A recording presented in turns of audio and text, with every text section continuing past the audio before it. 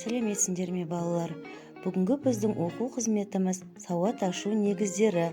Тақырыбы ш дыбысы мен әрпі. Оқу мақсаты 0113. Сөзді буынға бөлу, сөздегі буын санын және орналасу ретін анықтау. Ұйымдастырылған оқу қызметінің мақсаты сөзді буынға бөледі, сөздегі буын санын және орналасу ретін анықтайды. Бүгінгі оқу қызметімізді жұмбақ шешумен бастайық. Жазда тынығады, қыста зымырайды. Бұл не екен балалар?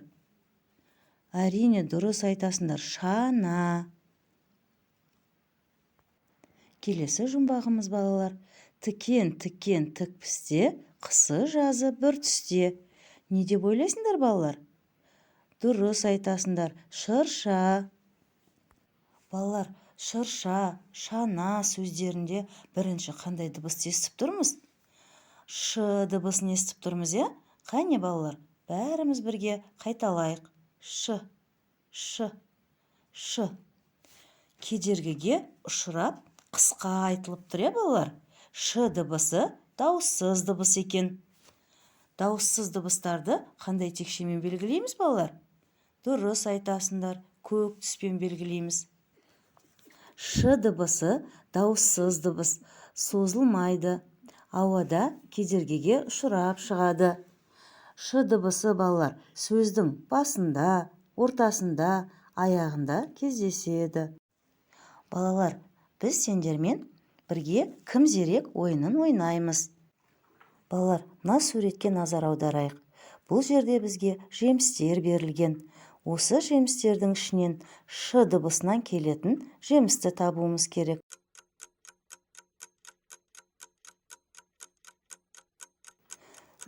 Дұрыс айтасыңдар, шие. Келесі тапсырмада балалар көкөністер берілген. Осы көкөністердің арасынан ш дыбысына кездесетін көкөністерді табуымыз керек. Қане бәріміз мұқият қарап айтайықшы.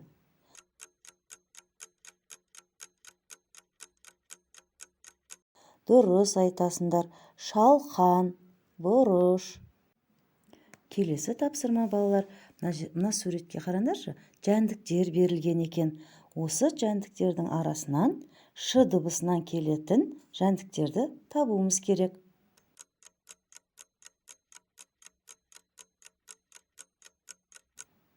Дұрыс айтасыңдар балалар, шыбын, шегіртке. Жарайсыңдар балалар, өте жақсы. Балалар, шаршаған боларсыңдар. Қане бәріміз бірге бір сергі балайық.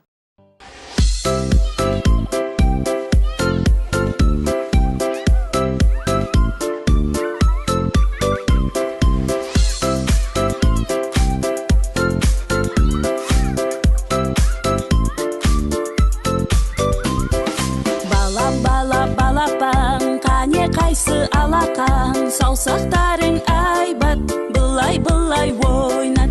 Балапан, қане қайсы алақан, саусақтарың айбат, былай ойнат.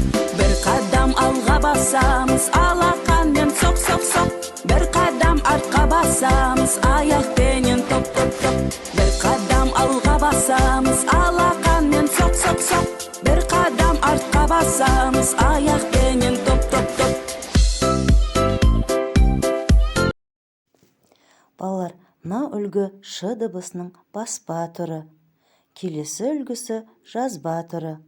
Ш дыбысының жазылу үлгісіне қарап, дәптерімізге екі қатар етіп жазып шығамыз.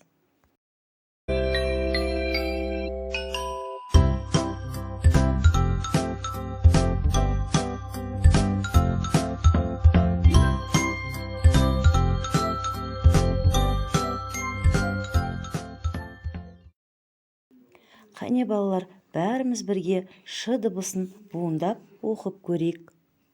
Аш, ош, шу, шо, ша. Өте жақсы балалар, жарайсыңдар.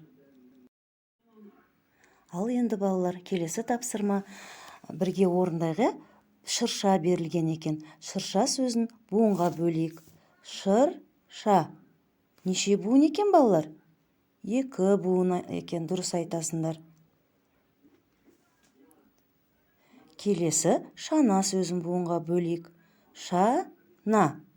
Бұл жерде де 2 буын екен. Ал мына суретте балалар шағала құсы берілген, шағала сөзін буынға бөлейік. Шағала. Неше буын бар деп ойлайсыңдар балалар? Дұрыс айтасыңдар, 3 буын. Балалар, жұмбақ шешейік. 4 аяғы бар, басында 2 таяғы бар. Иегінде 2 сақалы бар. Ол не деп ойлайсыңдар балалар? Дұрыс айтасыңдар, ешкі. Бүгін мен сендерге ақылды ешкі туралы ертегі айтып беремін. Ешкі лақтарын жақсы көретін. Оларға арнап қарбыз екті. Қарбызды құстар жарып кететін күнделікті. Ол шаршады.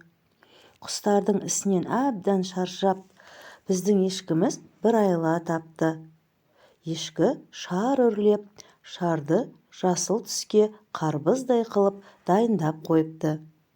Келесі күні құстар қарбыз шұқып жейін десе, ешкі дайындаған шарлар тарс етіп жарылды. Келесі жолы құстар ешкінің қарбыздарын шұқымайтындай болды. Балалар, сендерге ақылды ешкі ертегісі ұнады ма? Ш дыбысы бар сөздерді айт. Жарайсыңдар балалар. Енді келесі сұрақтарға жауап берейік. Ешкі қарбызды не үшін екті? Ешкіге өзің қалай көмектесер едің? Ешкі сөзінде ш дыбысы нешінші тұр? Шарбақ сөзін буынға бөліп айт. Балалар, бүгін біз қандай дыбыспен таныстық? Жарайсыңдар балалар, сау болыңдар.